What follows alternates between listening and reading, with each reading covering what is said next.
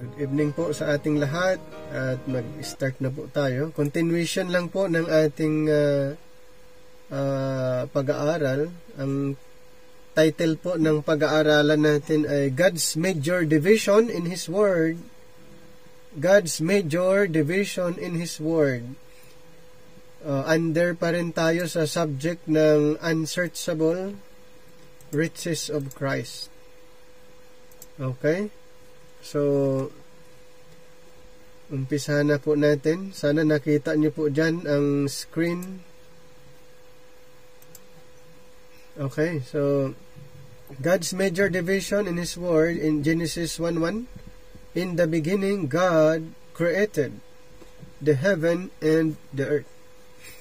Dito pa lang sa Genesis 1:1 may makikita na natin yung create ng Panginoon, heaven and earth. God created heaven and earth. Mayroon ng dalawang plan. Kumbaga, mayroon ng dalawang plan ang Panginoon. Heavenly plan and earthly plan. So, mayroon na siyang plano. Mayroon na siyang dalawang plan nung simula na likhain ang sanlibutan. So the Protestant, kung familiar kayo, the Protestant Reformation produced a number of giants in the faith, among whom was Miles Coverdale, who gave us these practical instructions for studying the Word of God. So kung familiar kayo kay Miles Coverdale, meron siyang ibinigay na instruction na pwedeng makakatulong when it comes of studying the Scripture. And it shall greatly help ye to understand the Scripture if thou mark not only what is spoken or written. So, halimbawa po nga yung sa kanyang inintroduce ni Miles Coverdale patungkol po sa kung paano unawain ang Scripture.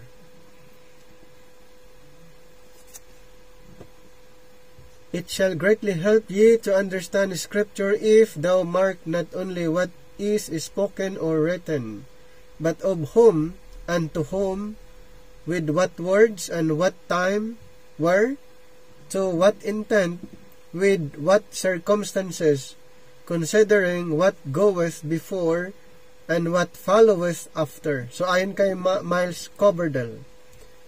So, ito po, pag ginagamit natin ito, parang investigative. Parang may investigation doon sa Scripture. Halos hindi ito ginagamit yung ganitong klaseng question.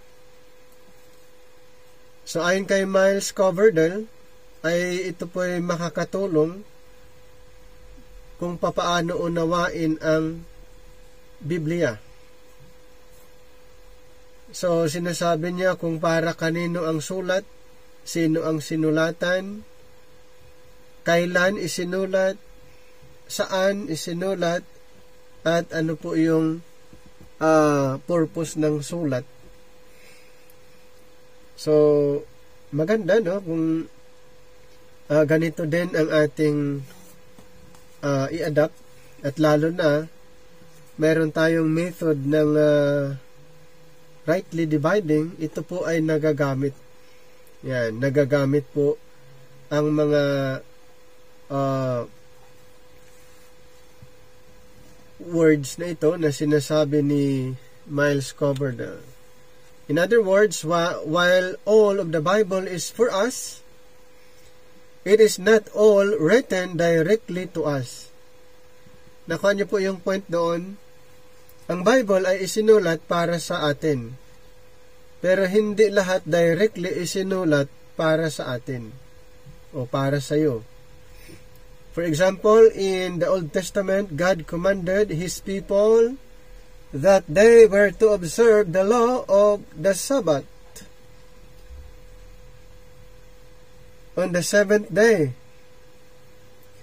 Yung seventh day sa atin, Saturday. Of its week, those under this regulation were not permitted to buy or sell, gather sticks, kindle a fire, prepare a meal, do any type of work or journey much more than a mile. In Exodus 31, 12 to 17. So, ganun katindi po under sa Old Testament. Mayroong command ang Panginoon sa kanyang pinili o sa mga Israelites. Ito po napakatindi dahil sa araw ng Sabat or sa seventh day, hindi nila pwedeng gawin ito. Hindi sila permitted na bumili o magbenta o kumuha ng mga panggatong o magpaapoy o maghanda ng mga pagkain or lahat kung ano man, or may pupuntahan sila, hindi rin pwede. May violation. Anong sinasabi sa Exodus 31? Exodus chapter 31 verse, basahin ko lang po para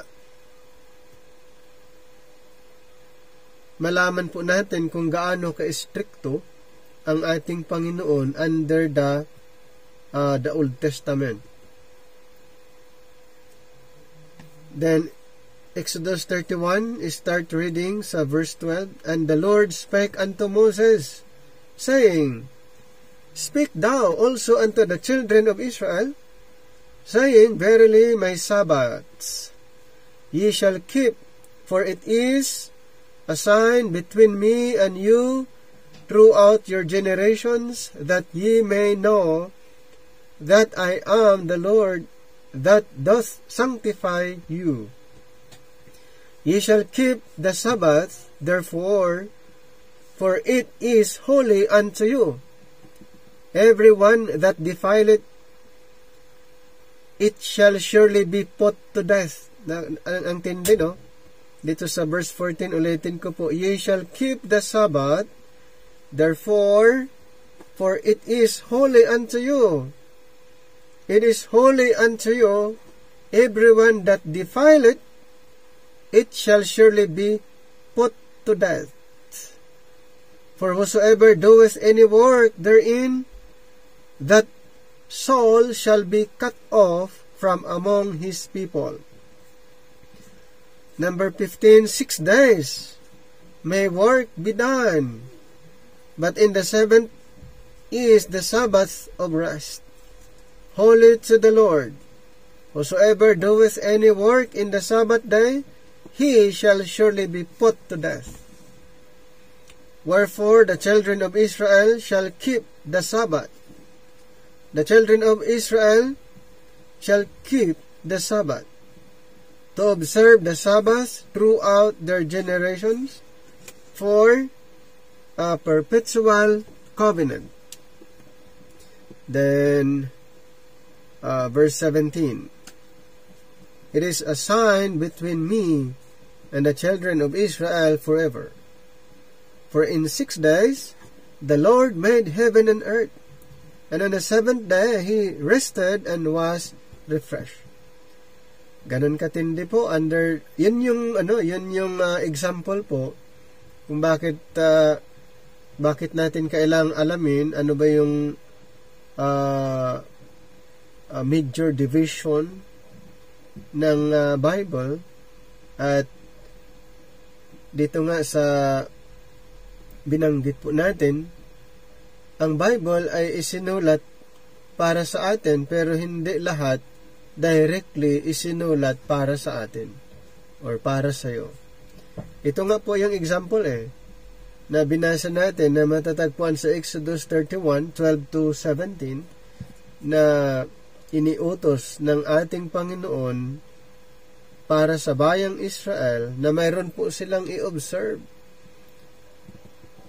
So during Sabbath, mayroon ba silang gagawin sa pangsarili nila? Hindi po sila permitted. Okay?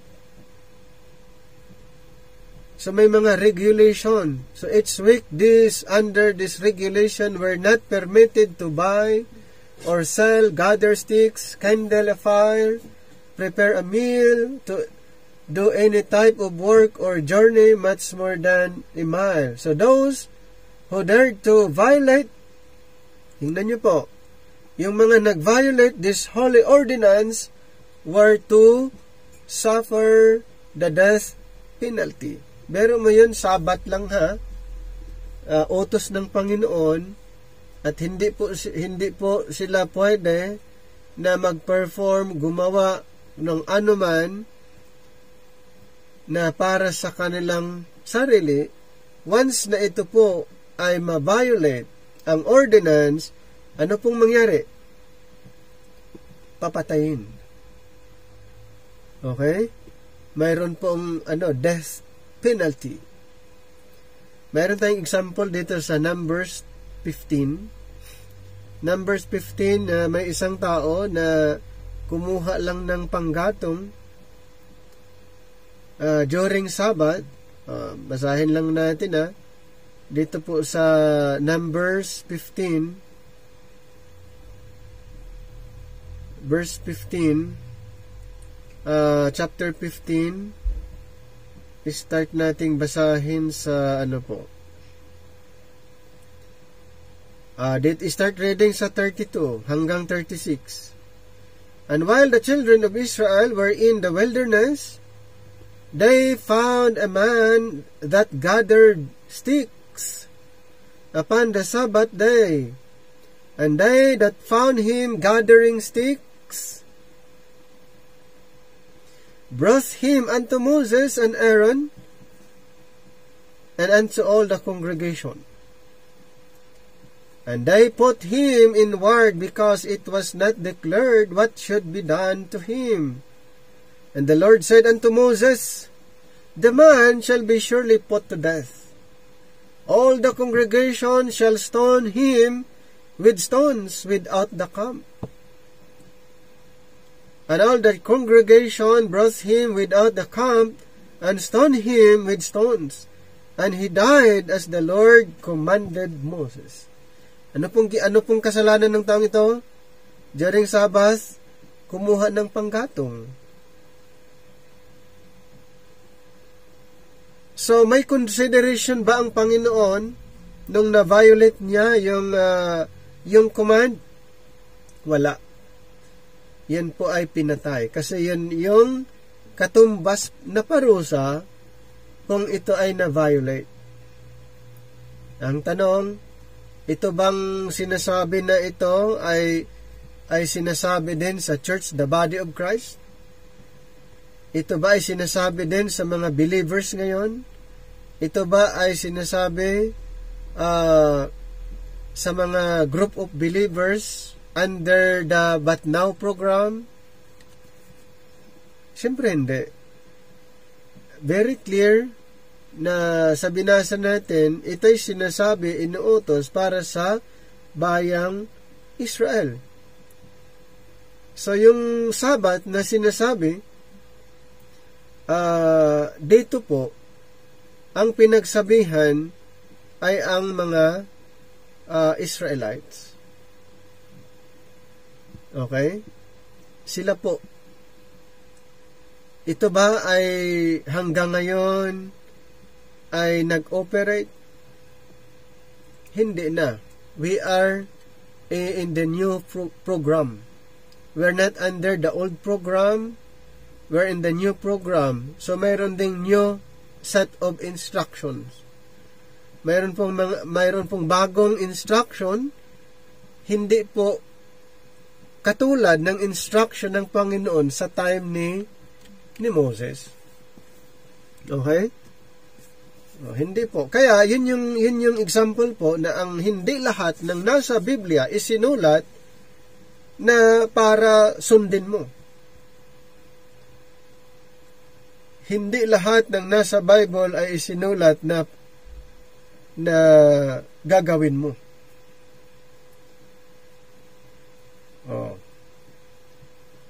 Kung gusto mong gawin lahat,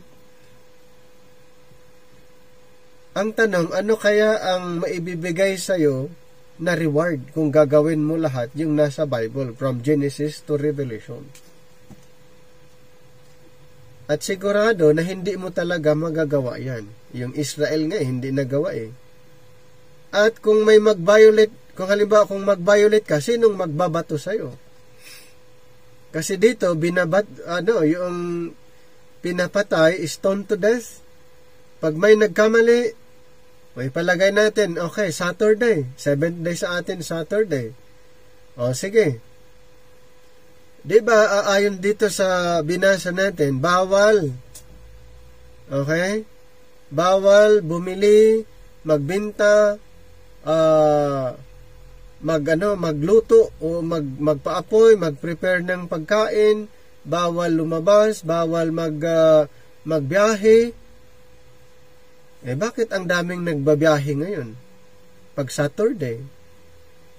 O dapat ang dami ng pinatay, no? Dapat ang dami ng pinarusahan.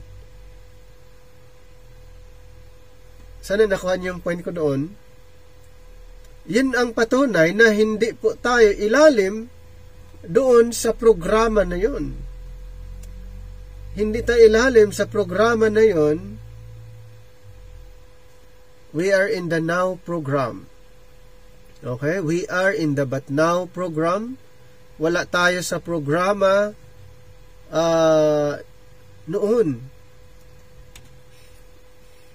So thus the Sabbath was to be a day of physical rest, which foreshadowed the rest Israel will enjoy in the millennium.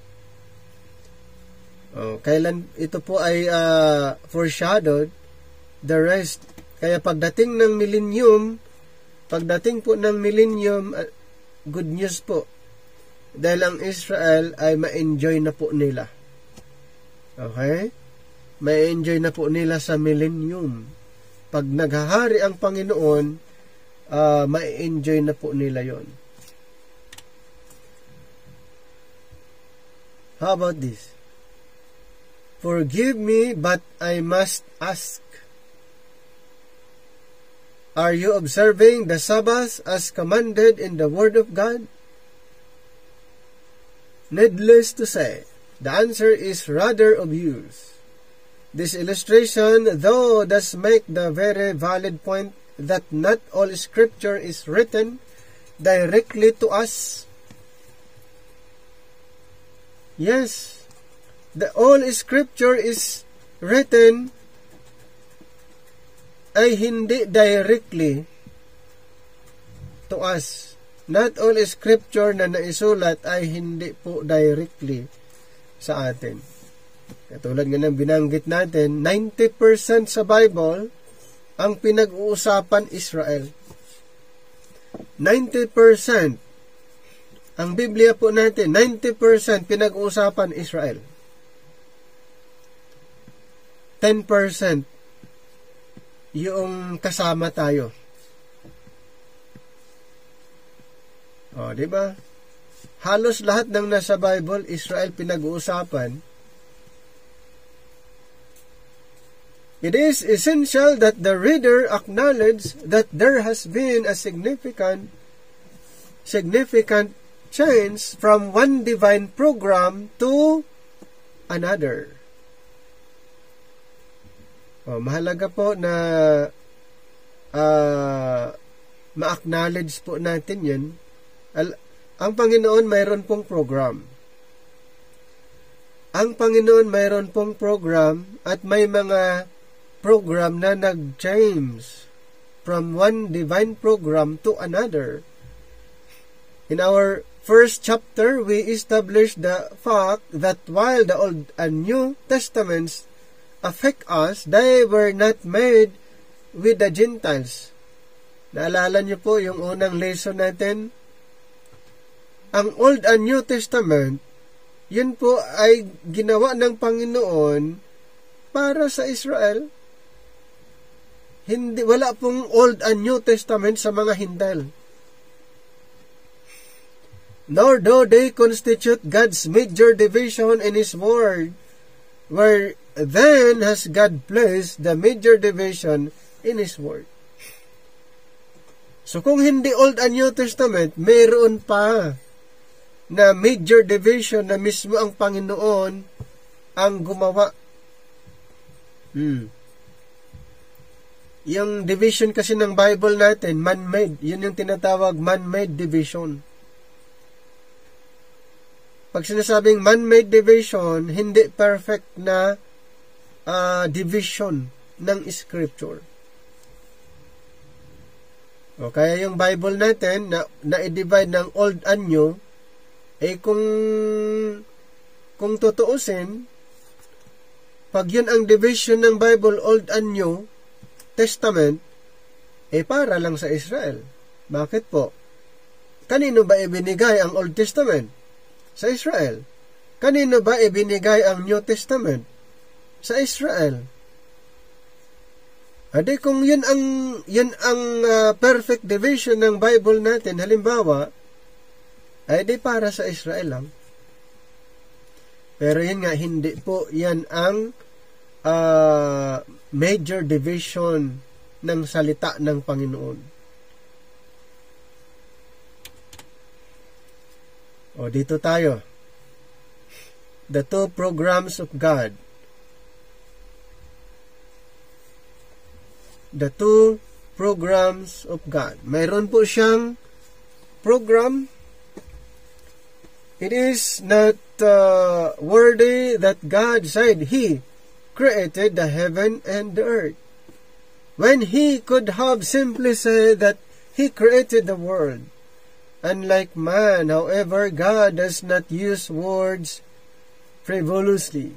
He is meticulous in His choice of words, and for good reason. Many times it is to convey two thoughts in one. Such is the case here. God would have us understand that He is the creator of heaven and earth, heaven and the creator of earth, which strongly implies that He has different plan and purpose for each. Mayroon siyang plan sa heaven, mayroon siyang plan and purpose sa earth. Ang tanong, parehas ba ang kanyang plan and purpose sa earth at yung plan and purpose niya sa heaven? Siyempre magkakaiba po. Ayan.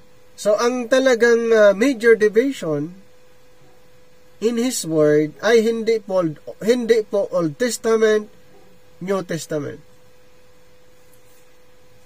Ang talagang pinaka-major division sa kanyang banal na salita ay between prophecy and mystery. Okay? Prophecy and mystery. So, ito po yung i-consider na illustration. Perhaps you have the unique privilege of owning a grand piano. Ito po yung isang illustration. First and foremost, it is a beautiful piece of workmanship that accentuates the furniture in any room, but it also serves a purpose, which is to produce music that is gratifying to the ear. God's program for the earth is identified as prophecy. Ano daw? Ang program ng Panginoon dito sa earth ay identified as prophecy. Yun yung una. While His program for the heavenlies is known as the mystery. Katulad ng binanggit natin, ano yung pinaka major division in His Word? The prophecy and the mystery. Hindi po Old Testament and New Testament. Yan po ay man-made division. Ang Bible natin na i-divide na ang tao yung nag-decide. Ang tao po yung nag-decide doon na ito yung division ng Bible, Old Testament, New Testament. Ang tao yung nag-decide. Hindi po ang Panginoon. Kasi kung Panginoon ang nagsasabi na ang division ng kanyang word ay Old Testament, New Testament. So, since na tao yung nag-decide na Old Testament, New Testament, may defect po ang division na. Kaya nga, very confusing na nga eh. Tingnan mo bakit confusing. Ang New Testament nag-start sa Mateo. O kung babasahin natin, ang New Testament ay in-emphasize doon yung sa blood ng testator sa Hebrews chapter 9:15. Tapos sa arrangement ng Bible natin, ang New Testament sa Mateo 1:1. So yun po yung isa na patunay na mayroon pong defect yung division. Kaya ito po yung pinag-uusapan natin dito sa lesson natin na alamin kung ano ba talaga ang major division in His Word. At ito nga po, ang Panginoon ay mayroon siyang create, nilikha na 2 programa. Starting pa lang sa Genesis 1:1, God created heaven and earth. God created heaven and earth. So, mayroon siyang program sa heaven at program sa earth. At ito nga po, God's program for the earth is identified as prophecy, while His program for the heavenlies is known as the mystery. A program is defined as a plan or procedure for dealing with some matter. For instance, we might watch a documentary of some history. Any history. Followed by a documentary on, di ba, yung mga documentary, wildlife at iba pang mga documentary na napapanood. Both are programs. Lahat po yan ay programs, but they deal with 2 entirely different subjects. The same is true with God's Word. So the theme of God's prophetic program embraces Christ's reign upon the earth. Ulitin ko po, ano yung theme ng programa ng Panginoon dito po sa earth, or yung sa kanyang prophetic program? Christ reign upon the earth in the future millennial kingdom. On the other hand, the mystery points to our exaltations with Christ in the heavenlies. Wow! So, dito pa lang ma-recognize natin, kaya nga ito po yung malaking maitutulong sa atin, yung ating chart.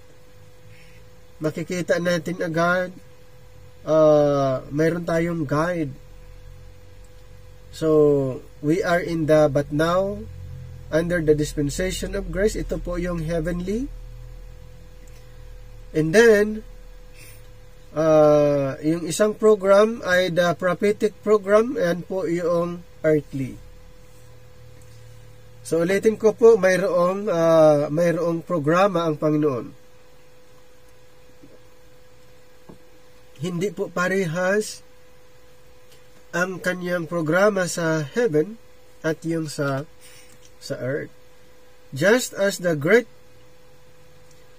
continental divide separates the rivers flowing toward the Atlantic from those following toward the Pacific. Alam po natin yan, yung may mga division, di ba? Great continental divide separates a river, yan, toward the Atlantic from those following toward the Pacific. In like manner, the Word of God is divided into two parts. Ito na po, two parts, the prophecy and mystery. Okay, yan po yung talagang major division. Hindi po yung Old Testament, New Testament na division ng Bible. Kung tutuusin, ang talagang division ng Bible ay between prophecy and mystery. Sad to say, many their saints have proceeded down the wrong side of the continental divide of Holy Scripture. They are peacefully floating down the prophetic river and aware that a dangerous falls lie ahead. Kaya, kung bakit natin pag-aaralan para hindi tayo maibilang doon sa marami na ganun po ang kanilang sinusundan. Siguro noon doon tayo galing, nung hindi pa tayo nag-aaral, sumusunod lang tayo dahil yun yung karamihan na ipinapangaral, yun yung doon tayo na orient. Ngayon po iba na. Okay? Ngayon po iba na. Kailangan po na magiging careful tayo para hindi tayo maibilang doon sa marami. So, ang dami pong confused na mga believers using the scriptures. Failure to rightly divide the word of truth. Ano po ang resulta? Confusion. Confusion. Okay? Hindi walang stand. Yan yung tinatawag na walang doctrinal stand. Paano mag-stand na hindi totally naunawaan ang scripture? Indeed, they will be saved because the Lord cannot deny himself, but they will suffer terrible loss at the judgment seat of Christ in 1 Corinthians 3:9-15. Those whose eyes have been opened to see the mystery are proceeding down the proper side of the divide. They should be prepared, however, to shoot the rapids, inasmuch as those who stand for the truth of Paul's gospel will face almost unbelievable opposition. Thankfully, these waters flow into an ocean of eternal reward at journey's end. Ayan. Pag naunawaan, mayroon po tayong mga mga tinatawag na opposition. Hindi naman lahat nakakaunawa. Hindi lahat nakakaunawa pag ipapangaral mo ang right division. Hindi nila nauunawaan yung sinasabi mo kung hindi nila pag-aralan yung inaaral mo. So, maraming opposition. Ayan. Kung si Apostle Paul ay naka-encounter ng maraming opposition, nung ipinangaral niya ang Gospel of Grace, ang dami niyang opposition, ganun lang din po sa atin ngayon. Kung ipapangaral natin ang Gospel of Grace, Pauline teaching, Pauline doctrine, marami din tayong opposition. Pero hindi ibig sabihin na yung mga nag-oppose or nag-negative ay ikaw din ay ayaw mo na. Bakit? Dahil nauunawaan mo na ang scripture. Mas lalong i-share mo, ipapaliwanag mo, or explain mo kahit may mga opposition. Mayroong iba na ayaw nila ng hindi nila i-share, baka wala na silang kaibigan. Ayaw nilang i-share ang rightly dividing, baka hindi na sila papansinin. Ayaw nilang i-share ang rightly dividing dahil baka i-accuse sila, di ba? May mga ganon. Pero hindi po. Ang katotohanan, kaya nga sabi ni Apostle Paul sa Ephesians 3:9, and to make all men see what is the mystery. So our mission is to make all men see, to share the word of God rightly divided, in season, out of season. Di ba? Yun po ang natin. Ang mission. I-share natin sa mga unchurch or sa mga nasa church. Ibig sabihin, lahat. I-share natin lahat. Walang pinipili. Kaya maganda ngayon, mayroong social media, pwedeng gamitin for sharing purposes. Pwede kayong mag-live, i-share. Or kung ano yung mga gagawin strategy para ma-share lang ang rightly dividing. At doon yung makikita maraming ayaw. Pero maganda doon, papakinggan nila yung sinasabi mo. The prophetic program. For we have not followed cunningly devised fables, when we made known unto you the power and coming of our Lord Jesus Christ, but were eyewitnesses of his majesty. For he received from God the Father honor and glory, when there came such a voice to him from the excellent glory, this is my beloved Son, ayon sa Matthew, in whom I am well pleased.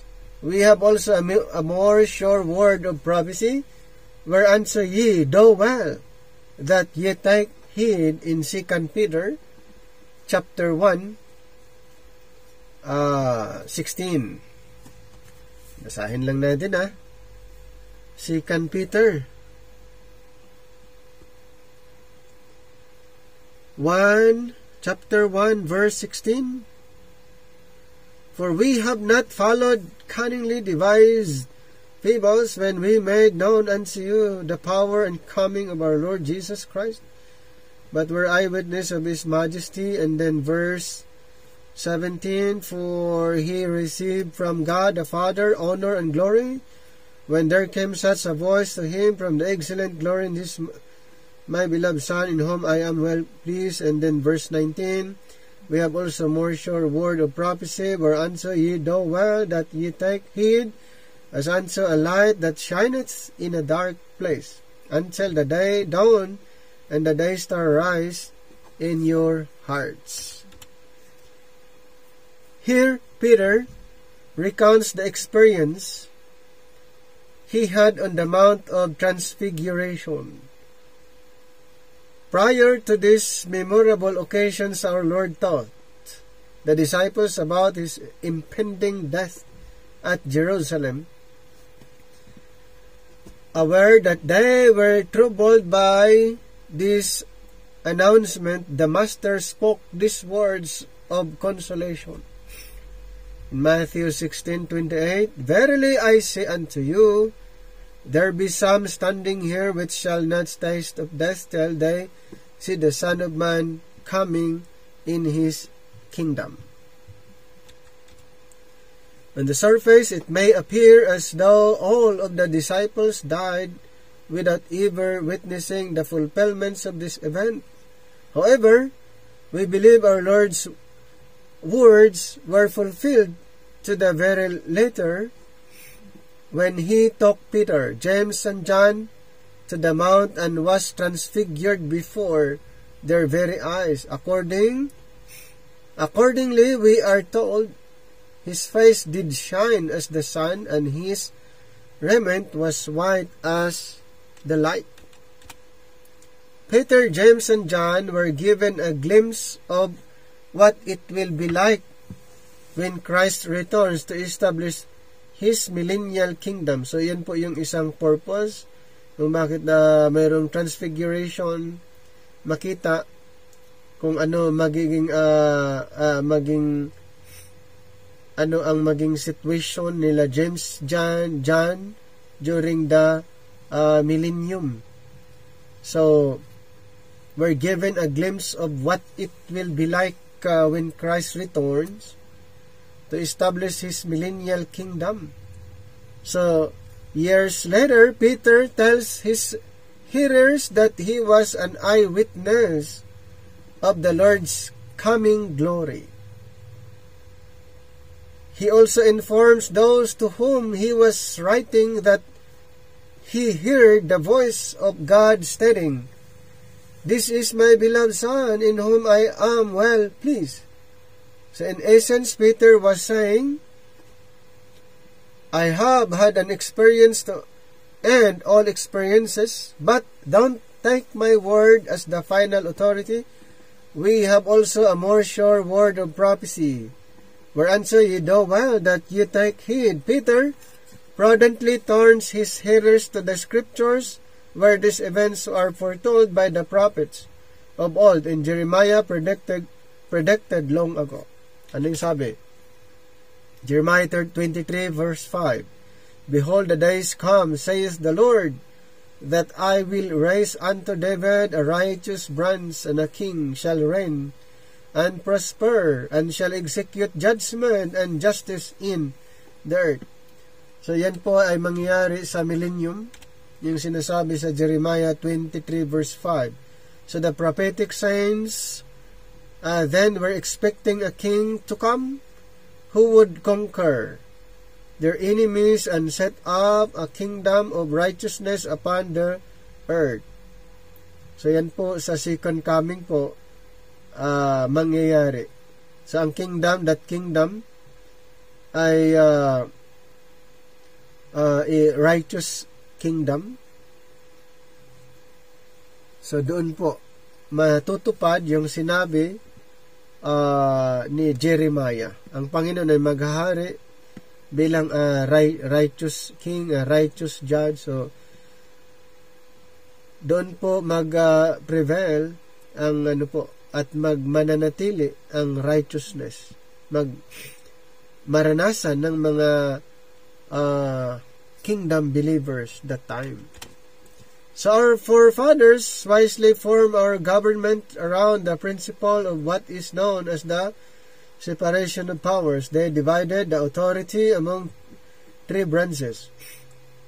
So sa government po natin, mayroon pong mga three branches divided among three branches. Executive, yun po yung una na division dito po sa ating government. The executive, the legislative, and the judicial.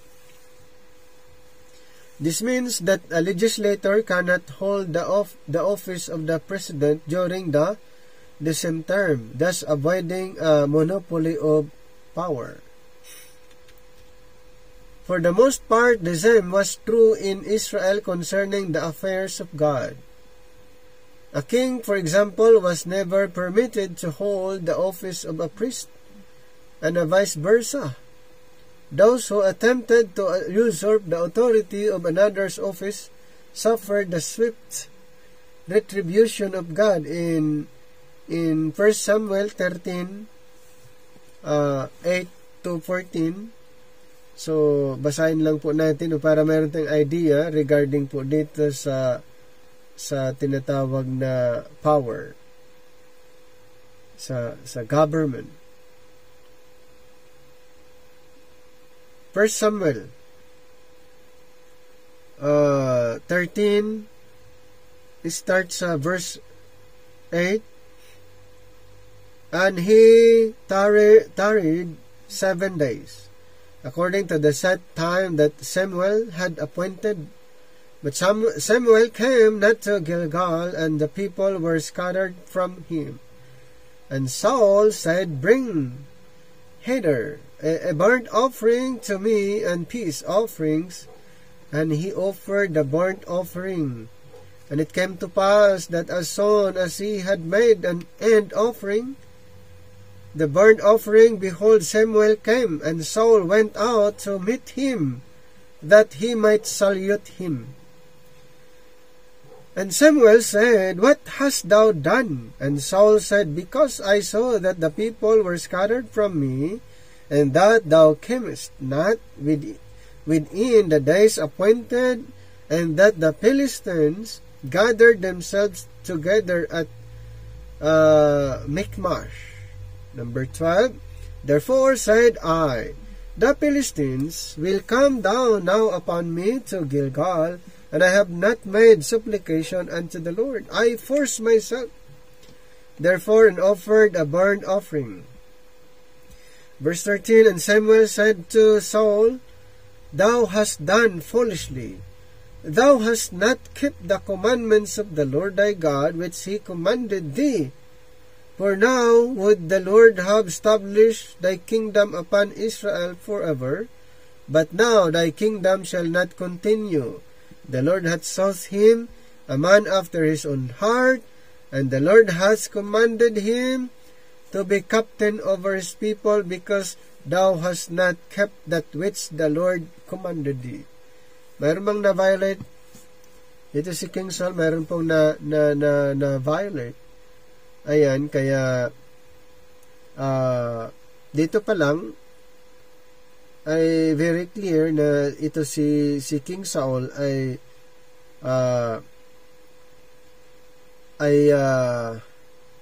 papalitan siya. Okay? Papalitan siya dahil hindi niya sinunod ang Panginoon doon sa government na yon. So Christ however holds all three offices: prophet, priest, and king of Israel. Si Jesus Christ meron siyang tatlong offices: priest and king, prophet, priest, and king of Israel. For all power and authority is vested in him. Therefore, he is the one who will rule and reign in righteousness in the kingdom to come. So, yan po ay mangyayari, ma-fulfilled po yung sinasabi diyan sa pagbabalik na ng ating Panginoon doon po sa ages to come. Some have wrongly concluded that the prophetic signs look forward to going to heaven to be with the Lord. So, marami po na mga group of believers na ayon sa kanilang conclusion, marami daw sa mga prophetic signs na yung look forward going to heaven to be with the Lord. Quite the contrary. Since the kingdom was to be set up upon the earth, those who were under this program naturally had an earthly hope. So, hindi po heavenly hope. Kasi yung kingdom, yung kanilang goal, ay i-establish dito sa earth. So, the patriarch Job gives us the most ancient record as to the hope of the saints of his day. Job 19, 25 and 26. For I know, ayon ito kay Job, for I know that my Redeemer liveth, and that he shall stand at the latter day upon the earth. And though after my skin worms destroy this body, yet in my flesh shall I see God. Diba? Yun yung sinasabi ni sinasabi ni Job. So, si Job mismo alam niya, ito dito sa earth yan. Sinasabi sa Hebrews 11:10, Abraham, who was in all probability the contemporary of Job, searched for a city. For he looked for a city on earth which has foundation, whose builder and maker is God. O dito sa earth. Kaya, yung mga nagsasabi na yung mga prophetic signs ay sa langit, citizen sila sa langit, yun ay hindi na, yun po, doon sila nagkamali. Bakit po? Dahil itong mga ibang Bible character katulad ni Job ay sa earth, dito lang sa lupa, at yung iba pa. Okay? So hindi po yung sa prophetic program po ay hindi po sila sa langit. Ang under sa prophetic program, sila po ay dito sa earth. Pag-i-establish yung kingdom dito po sa earth. Yung mga under the prophecy, under the prophetic program, wag na-establish ang kingdom na matagal nang ipinangako, doon po sila. Hindi po doon sa mga believers under the mystery program ay citizens in heaven. Mga believers under the prophetic program ay dito po sila sa earth. Yun po ang pangako eh. Our Lord lent further credence to this promise when He delivered the Sermon on the Mount.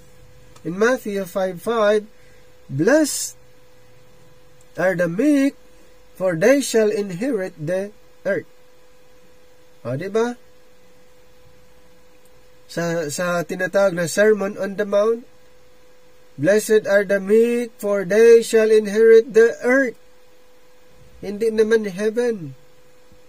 O, dito pa sa isa pang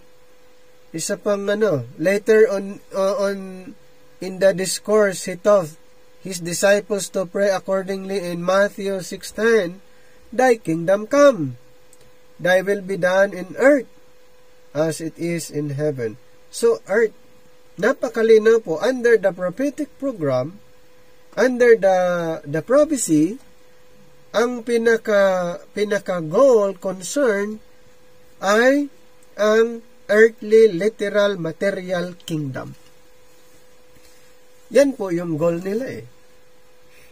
Ito po yung nakakalungkot. Kung hindi naunawaan na mayroong heavenly program, mostly ang focus ng karamihan ay yung prophetic program. Tapos, sila'y nag-assume na pupunta sa langit. Hindi po. Okay? Kung langit pala ang gustong pupuntahan, dapat siya ay kasama sa programang panlangit. Ayun nga, hindi naunawaan na mayroong programang panlangit pala. Kaya, kahit saan-saan nagpipick up ng mga verses sa Bible, and then ikinukonclude na pupunta sa langit.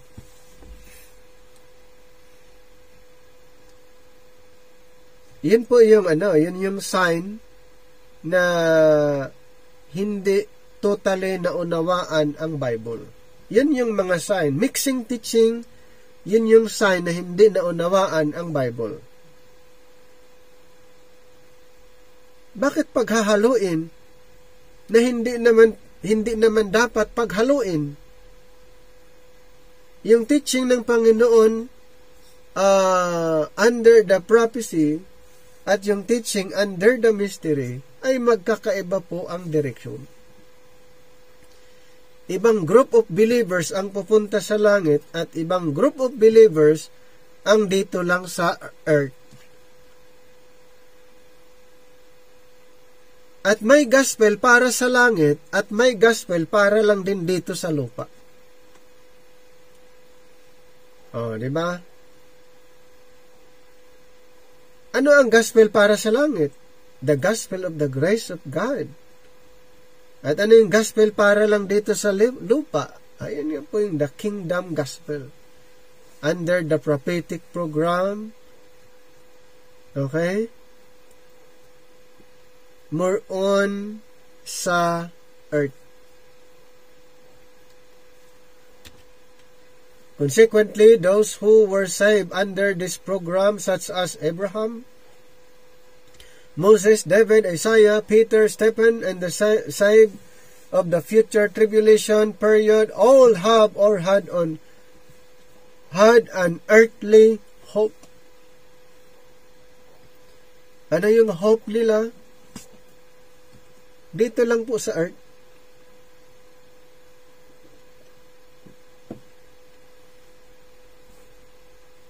Ngayon,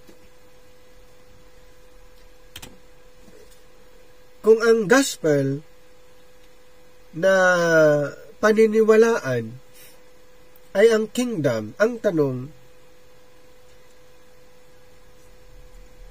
ang tao ba'y pupunta sa langit believing doon sa gospel of the kingdom under the prophecy? Hindi. Dahil ang gospel na ino-offer ngayon ay ang gospel of the grace of God, na ito kung ito'y paniniwalaan, siya'y pupunta sa langit.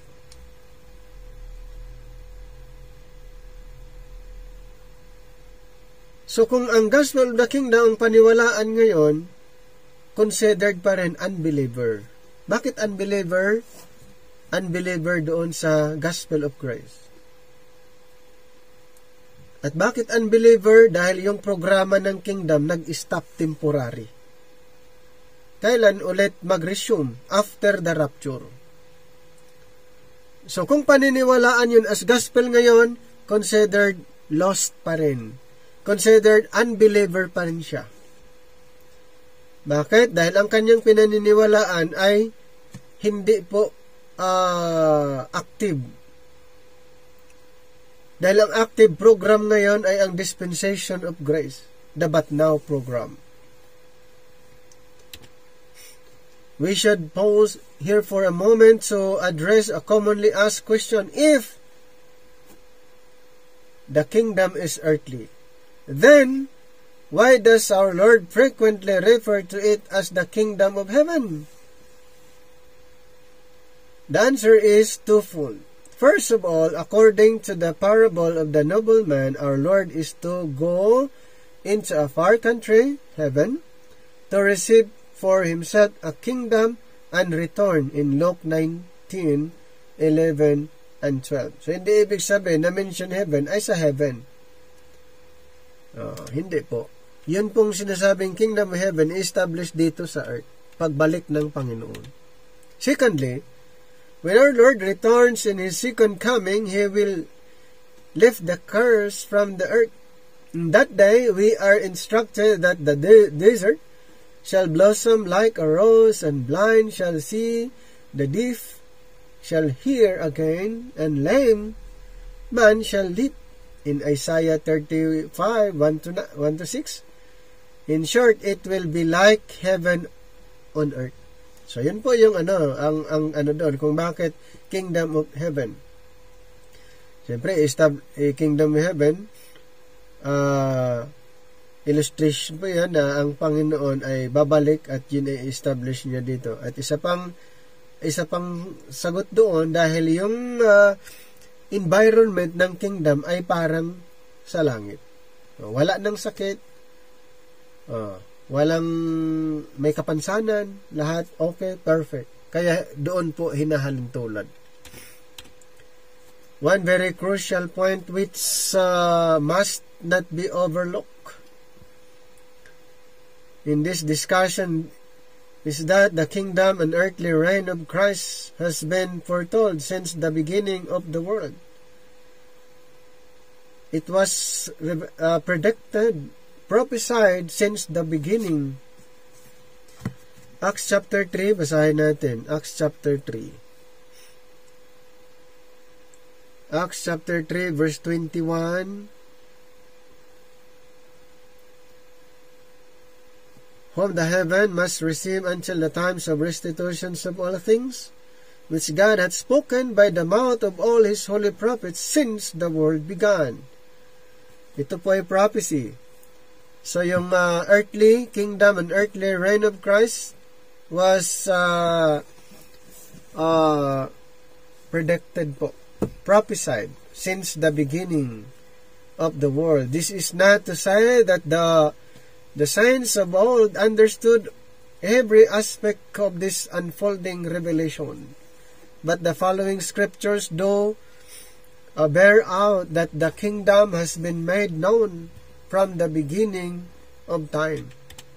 Alam na po nila kasi nga ito po ay prophecy.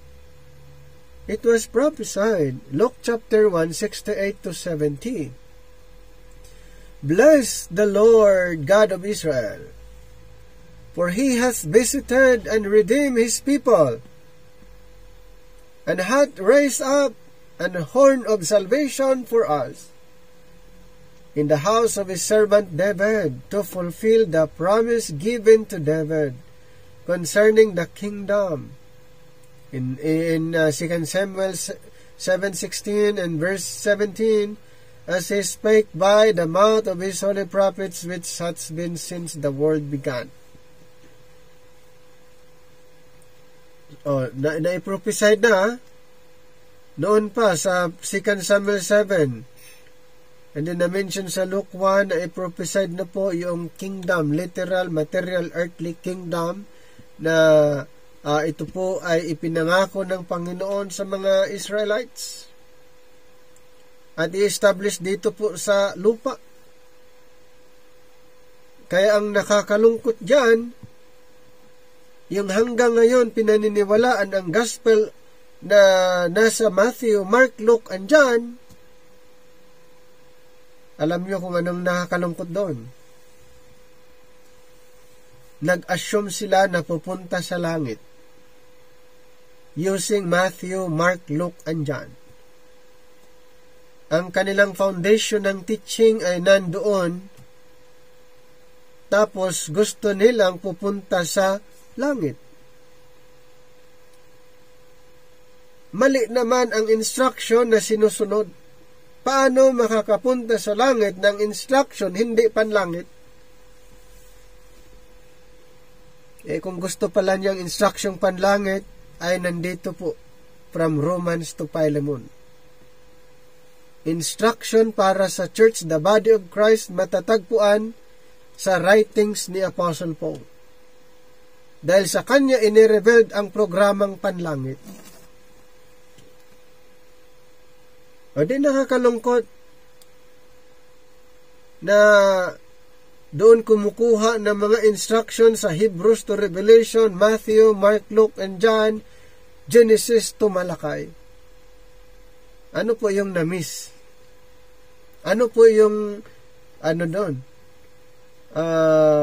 Na-miss nung tao na yun? Yung believer na yun? Na instead ang langit ang gusto niyang i-project, langit ang goal niya, kaso lang ang instruction hindi naman panlangit.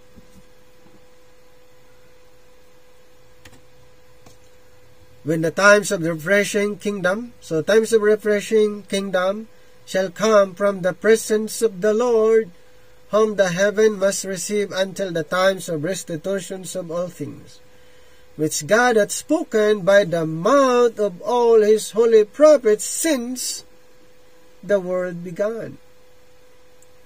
Dito pa rin sa earth. Ito po ay prophetic program na i-prophesied. Ang fulfillment doon po sa millennium. Okay? Malinaw po yan.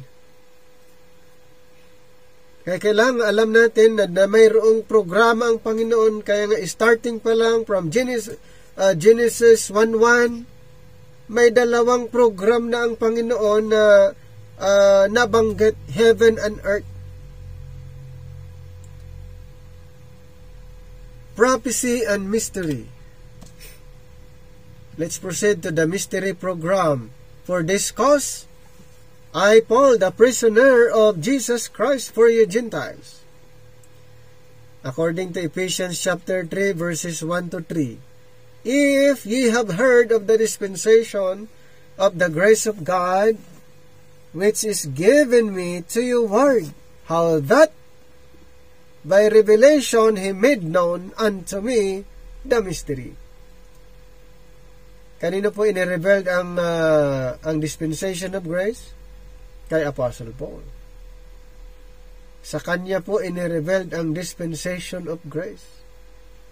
Sa kanya po inirevealed ang heavenly program. At siya din ang sumulat ng 13 epistles. At doon din matatagpuan ang instruction ng mga believers ngayon, saved by grace. The other major program in God's Word is the mystery. Ano yung una na program ng ating Panginoon? Prophecy. At ito po yung pangalawang program niya, mystery. Good news po. Dahil dito po tayo na ibilang sa programang ito, sa pangalawang program, hindi po doon sa prophetic program. Some have concluded that the mystery is merely the new revelation that Jews and Gentiles are now in one body. But there's more, far more. When Israel, through whom God was channeling His blessing, rejected her Messiah, it brought in an expected calamity. God set the wayward nation aside in unbelief.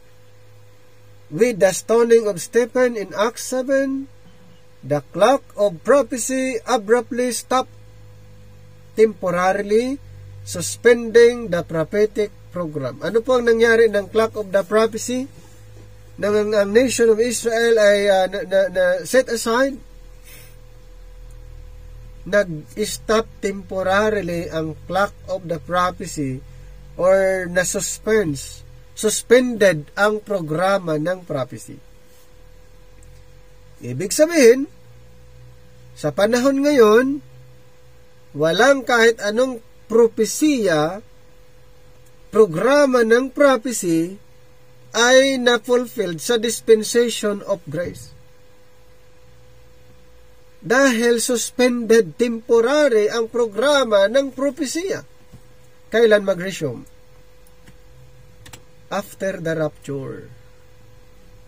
After the rapture, doon po mag-resume ang prophetic program. Sa panahon ngayon, wala po. Dahil ang nag-operate na program ay the dispensation of grace. Heavenly program. Hindi po yung prophetic program. Kaya nakakalungkot na may mga ibang nagpo-prophesy na sila daw mayroong gift of prophecy. Sila ay nagpo-prophesy. Paano nangyari yun? Nag-stop nga temporary yung programa ng prophecy, tapos may nag-claim na sila'y propeta. May nagpapakilala na sila'y modern prophet in this time. Sila ay propeta. Wag kayong basta-bastang maniwala sa mga ganon, kaya nga tayo nag-aaral para hindi tayo basta-bastang malinlang o madeceive. Bakit si Satanas hindi ba kayang gumawa ng mga kababalaghan? Si Satanas ba ay hindi kayang gayahin yung sinasabi din ng Scripture? Kaya din niya. Okay? Kung may mga nag-claim na sila ay propeta, hindi na po sa Panginoon yun. Dahil nga sa programa, very clear, sa program ng Panginoon ay suspended temporary ang programa para sa Israel Tapos may mga nagkiklaim na sila'y propeta. Ang lakas ng loob, no? Hindi po totoo yun. Okay? Yung mga nagkiklaim, yun po ay self-proclamation. Wala pong mga basihan. Si Pablo na nga yung last na kinausap ng Panginoon. Magiging mali ang Biblia kung maliban kay Pablo, may kinakausap pa hanggang ngayon. Ang Bible, kompleto na. Saan ilalagay yung kanilang sulat kung meron man? Okay? So the clock of prophecy abruptly stopped, temporarily suspending the prophetic program. By all outward appearances, this action seemed to leave the world in the depths of despair. But God had a secret in mind that He had not revealed to the prophets in former dispensations. Ibig sabihin, ang Panginoon mayroon siyang secret program na hindi niya ipinaalam, inireveal doon sa mga propeta noon. In His infinite, matchless grace, He saved the chief of sinners, Saul, Paul, and ushered in a new program called the mystery or the dispensation of the grace of God. Ayan. Mayroong new program ang Panginoon. Sino po ang kanyang pinili? Yung chief of sinners. Sino po yon? Si Saul na naging Paul nung siya'y naging preacher. At siya po ang binigyan ng programang ito. The mystery or the dispensation of the grace of God. So yung pinaka-chief ng makasalanan. Sa kanya po, siya po ay na-convert, siya po ay na-save by the grace of God. Siya po ay na-convert by the grace of God. Kaya pala, lahat ng makasalanan ngayon ay pwedeng maligtas. Yung chief of sinners nga, naligtas by the grace of God. Yung pinaka-chief ay na-convert, naligtas. How much more yung iba? By the grace of God. Okay? So siya po ang pinili at sa kanya inirebelled ang dispensation of the grace of God. Hindi po doon sa mga propeta noon. The revelation of the mystery introduces Christ in a completely new rule. Panibago. Kaya pala, pag ipinapangaral ito, ay hindi agad maunawaan. Pero pag prophecy ang ipinapangaral, naku po, ang daming nag-agree. Pag yung may mga nagsalita kung ano-ano, ang daming nag-agree. Bakit kaya? Siguro sila'y nakarelate. Pero pag ipapangaral, yung new program na inirebel ng ating Panginoon, ang marami pong mag-oppose. Marami pong ayaw. O yung iba ay siguro na saktan. O yung iba ay na-confuse or bago. O diba? Pero kung mag-share ka kung ano-ano lang na nasa Bible, siguro sila ay makakarelate. Yun yung ka-level nila. Halimbawa, doon sila. Today, He is the head of the body, carrying out a heavenly ministry on our behalf. Consequently, the Apostle Paul focuses our attention on the heavenlies where Christ is seated at the right hand of God in a position of exaltation. Ayan. Ang ganda, no? Yung programa under the dispensation of grace. During this age of grace, we do not know Christ as the King of Kings, who is prepared to return with the flaming fire of vengeance to execute judgment upon his enemies. Rather, we know him as the God of all grace, who has made us sit together in heavenly places, that we might share in his exaltation, in Ephesians chapter 1, 19 to 23, and Ephesians chapter 2, verse number 6. Ask the average believer what his or her hope is, and the response is always the same. Heaven is my home. Kahit sino, no? Kahit sinong tatanungin siguro, langit.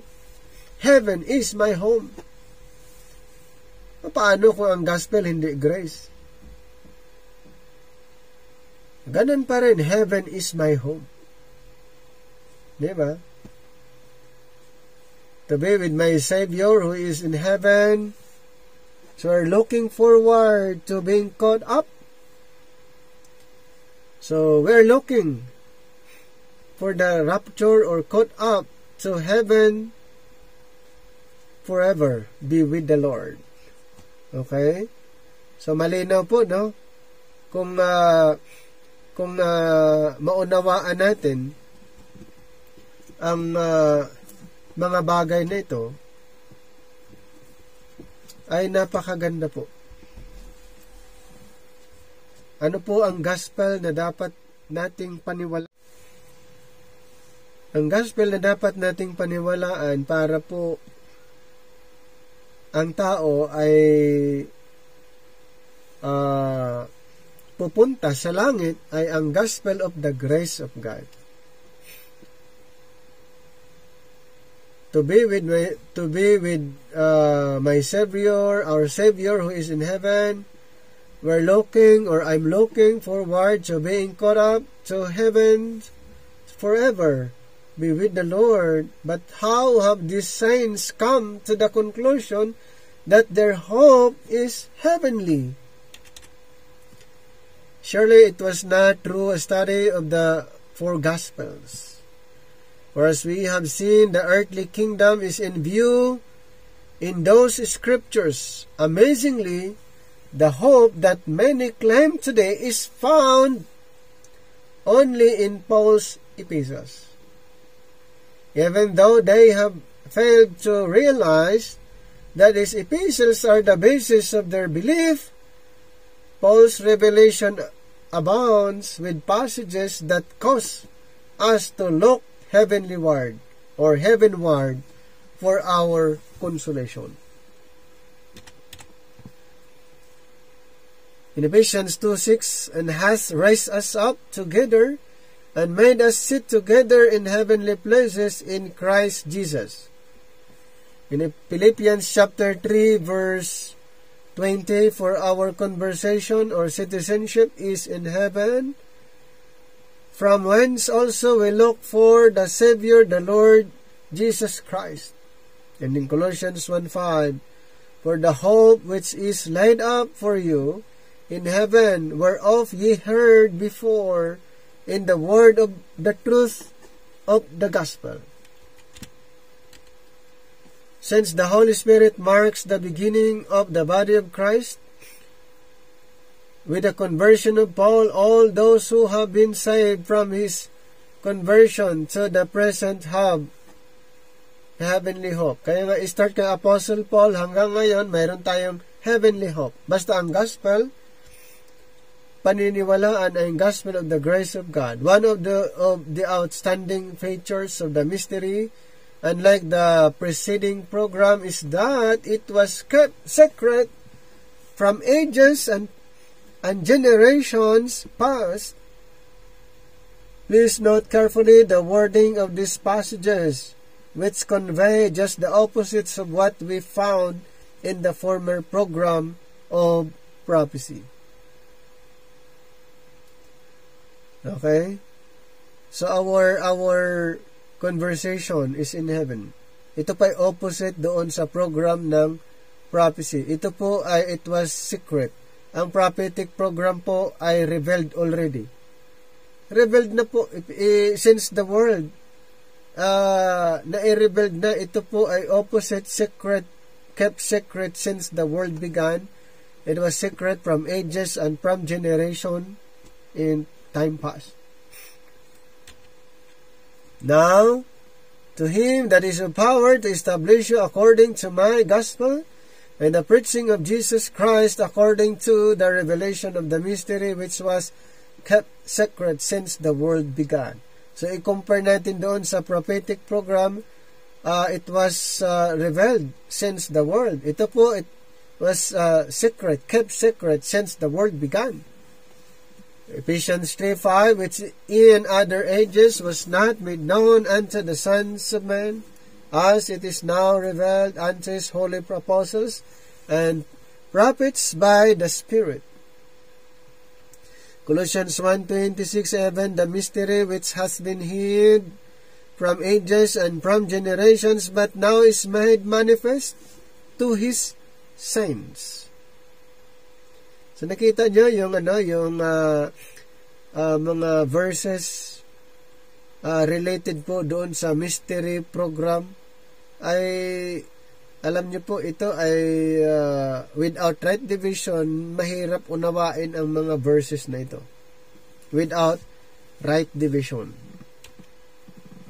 We have a challenge for those readers who may be somewhat skeptical of our conclusions, which are taken directly from the Word of God, although this will be an exercise in futility. Try to confine the unsearchable, untraceable riches of Christ in any other writing outside of Paul's epistles.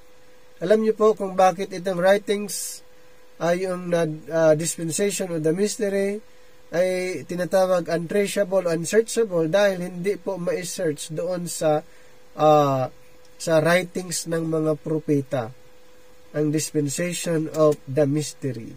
Some of the riches are as follows. The one body made up of Jews and Gentiles. Hindi mo ma-search yan sa prophetic writings. Hindi mo ma-search yan sa sulat ng mga propeta. Jews and Gentiles equal, without distinction, or spiritual baptism into Christ's body, the rapture or cut up of the church, the headship of Christ, and we could go on and on. Marami pa po. Yung mga yan, sample lamang na ito ay unsearchable doon sa mga writings ng mga propeta. A closing word, hopefully the following chart will help to reinforce the distinction that God makes between His two programs, the prophecy and mystery. Prophetic signs, Israel, in Matthew 10:5-6, in Matthew 15:24. God's plan and purpose for the earth, God's plan and purpose for in Christ's reign. Okay, so yung purpose dito sa earth, and then purpose na si Kristo ay maghahari here on earth, kingdom. Heavens and our exaltation with Christ in Matthew 16:28. So yung God's plan and purpose for the heavens and our exaltation with Christ. Okay, dito sa Ephesians 1:19-23, chapter 3:1-4, Colossians 1:15. So, mayroong earthly and heavenly. Then, the prophetic signs have an earthly hope. Ang prophetic signs, ano daw? Mayroon silang earthly hope. Katulad nga sinabi ni Job, 19:25-26, Genesis 12:1-3, Matthew 5:5. How about the body? Body of Christ has a heavenly hope in Ephesians 2:6, Colossians 1:5, Philippians 3:20. So the prophetic program revealed from the foundation of the world in Luke 1:6-7-70 and Acts 3:21, And then the mystery program was kept secret since the world began in Romans 16:25 and Colossians 1:25 to 27. So the right column is but a sampling of the spiritual blessings we enjoy in Christ. Many others await our further explorations of the Pauline epistles. After we determine what these blessings are, then we are to set our affections on things above. This means that we should fill our hearts with them to the point that we desire to know everything there's to know about it and every blessing. Eventually, this will filter down to our everyday experience, conforming us more and more to the image of Christ. So ito po ay napakahalaga na kung bakit ito ay pag-aaralan natin para magkaroon tayo ng malinaw na foundation. Magkaroon tayo ng strong foundation. Lalo na kung pag-uusapan natin ang the division of God's Word. Ano ba yung major division of God's Word? Ayon sa napag-usapan natin, ang major division of God's Word ay between the prophecy and the mystery.